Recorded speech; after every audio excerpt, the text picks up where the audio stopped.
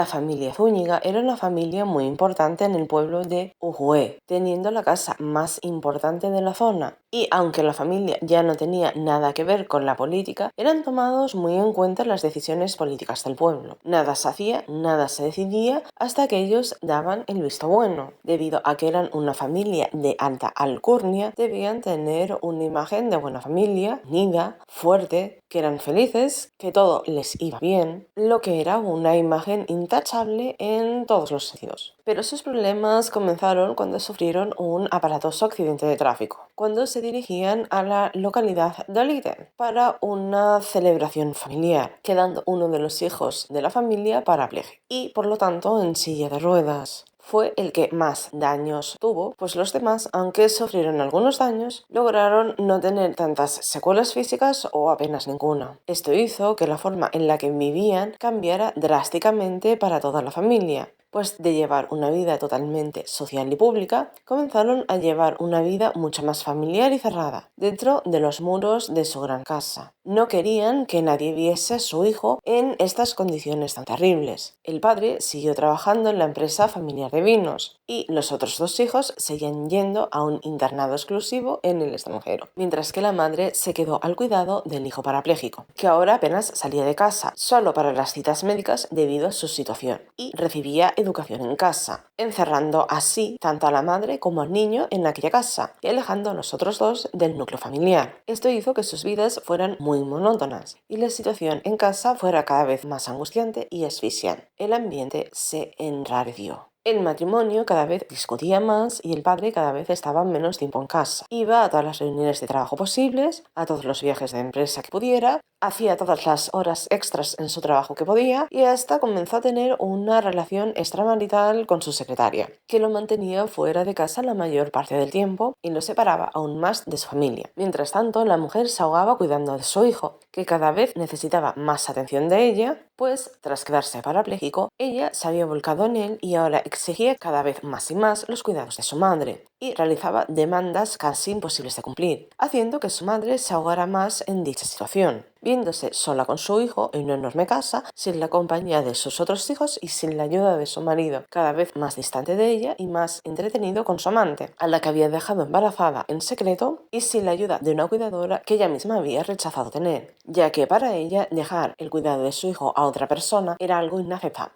Esto hizo que la mujer se sintiera cada vez peor y cayera en una depresión profunda de la cual no lograba salir y se fuera agudizando con el pasar del tiempo. A raíz de esto comenzó a detestar a su hijo y pasó de ser una abnegada madre que cuidaba a su hijo hasta el más mínimo detalle y lo mimaba en exceso, haciendo de su hijo un niño tremendamente mimado, a una madre que dejaba a su hijo hambriento y que lo maltrataba físicamente sin piedad. La situación empeoraba cada día, ya que la relación entre madre e hijo se fue tensando todavía más, hasta que un día, mientras lo bañaba, el hijo comenzó a discutir con ella porque el agua no estaba a la temperatura que a él gustaba. Esto hizo que la madre no pudiera más y respondiera de manera bastante exagerada, ya que la situación sobrepasó su capacidad para solventar el problema, aunque realmente fuera una discusión más. Finalmente, acabó ahogando a su hijo en la bañera, mientras él se resistía para salvar su vida. Pero debido a que su madre era más fuerte, no pudo defenderse como es debido y ya acabó con su vida. Cuando se dio cuenta de lo sucedido, de lo que había hecho a su querido hijo y de recordar todos los maltratos y las vejaciones que le había causado, al que en un principio lo único que deseaba era cuidar y salvaguardar de las miradas de los vecinos del pueblo,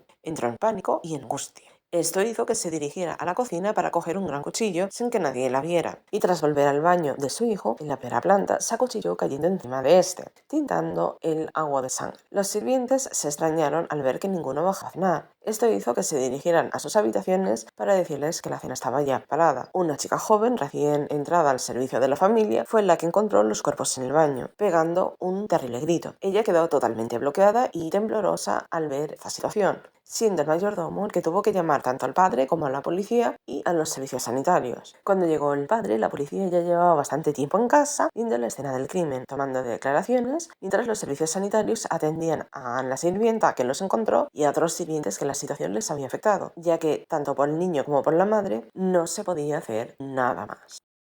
Tras tomar declaración al padre, informarle de lo sucedido y recoger todas las pruebas de la escena del crimen, se llevaron los cuerpos para que un forense los analizara. El padre se sintió muy desolado tras el suceso, pues sabía que había podido hacer mucho más por su familia, haciendo que en ese momento se sintiera mal por ello. Además de que en el pueblo se comenzó a hablar de lo sucedido en la familia, saliendo muchas cosas a la luz. Y aunque algunas eran totalmente inventadas, hicieron que la impoluta imagen de la familia se quebrase y la gente dejara de tomarlos en consideración y cada vez se les tomase menos en cuenta. Cuando fue el entierro y tanto el padre como los hijos supervivientes que habían regresado del internado extranjero se presentaron, los murmullos de los vecinos que se presentaron al entierro hablando de todo lo sucedido y de todas las habladurías se hicieron notar. El padre estaba totalmente molesto por la situación, ya que en vez de venir a dar su respeto hacia su familia y hacia sus difuntos hijo y mujer, el pueblo había decidido ir para seguir con las habladurías y los cotilleos, intentando sonsacar la mayor información posible sobre sus problemas familiares y su terrible desgracia. Esto hizo que tras el entierro la familia se encerrara aún más en sí misma y el padre se desentendiese de muchos problemas del pueblo, ya que no solo la situación era bastante tensa, sino porque ya no le tomaban en consideración. A esto había que añadirle que el padre había traído a su amante a su casa poco después del entierro, pues, aunque había sentido remordimientos en un principio, estos fueron desapareciendo poco a poco, volviendo así a las andadas y trayéndola junto a su nuevo hijo. Aún así, los meses siguientes fueron tranquilos, pero en el aniversario de la muerte de ambos, madre e hijo, las cosas cambiaron totalmente. Sus otros hijos empezaron a notar presencias en la planta de arriba, sobre todo si se acercaban a la habitación de su difunto hermano y al baño donde murió. Los ruidos comenzaron, suelos que crujían por donde nadie pasaba, sonidos chirriantes de puertas que nunca se abrían, sollozos, voces inteligibles, respiraciones extrañas y sonidos de una silla de ruedas que ya no se utilizaba. Terribles gritos y sombras que se movían, entre otras muchas cosas extrañas. Ellos tenían mucho miedo y fueron junto a su padre para avisarle de lo que estaba sucediendo, pero estaba más entretenido en atender a su nueva familia,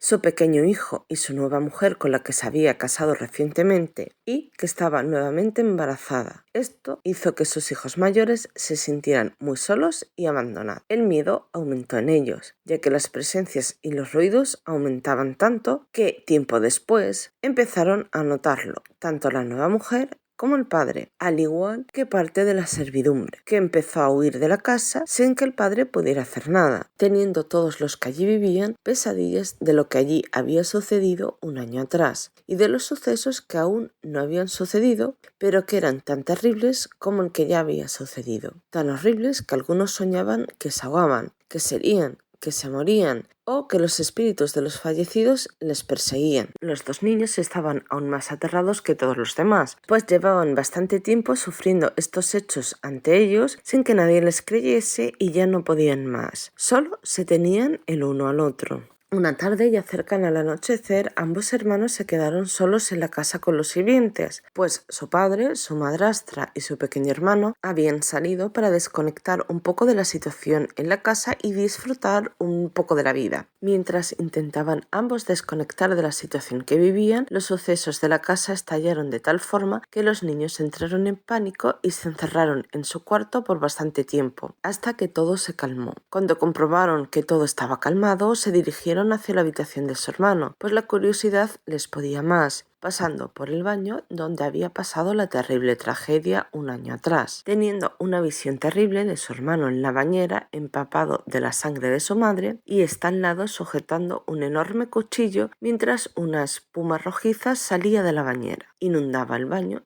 y parecía que se dirigía hacia ellos. Ambos entraron en pánico al ver esta imagen y echaron a correr. Intentaron avisar a alguien de la servidumbre o salir de la casa, pero parecía que no había nadie en esta y que todo estaba cerrado. algo bastante normal, ya que siempre había alguien del servicio en la casa y no era posible que la casa estuviera totalmente cerrada. Esto, desgraciadamente, era una visión, ya que no estaban solos, pues parte de la servidumbre seguía estando dentro y realmente sí que pudieron salir. Pero para mayor angustia, los niños no pudieron salir de dicha visión y seguían viendo la imagen tanto de su madre como de su hermano. Estos los perseguían y no había forma de esconderse de ellos, de la misma manera que la casa se inundaba de un agua rojiza llena de sangre y espuma que salía de la bañera donde comenzó todo. Finalmente, ambos hermanos murieron de un ataque al corazón tras oír la llamada de su hermano y de su madre, dejando así la casa aún más cargada de aquellas energías negativas que se habían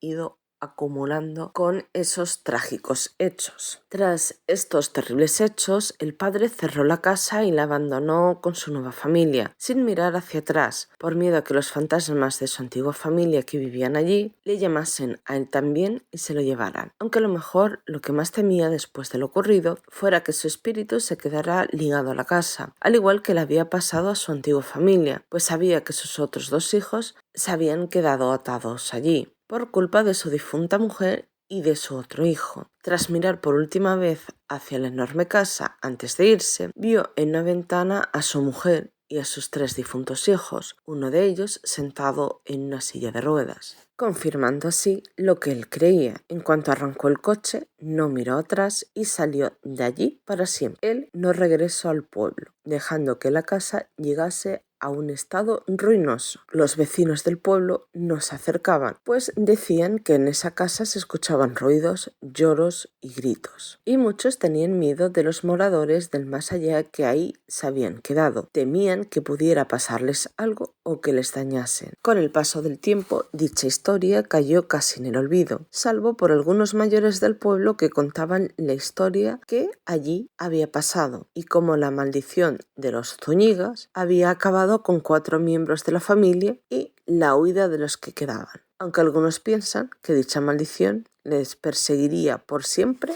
a la familia.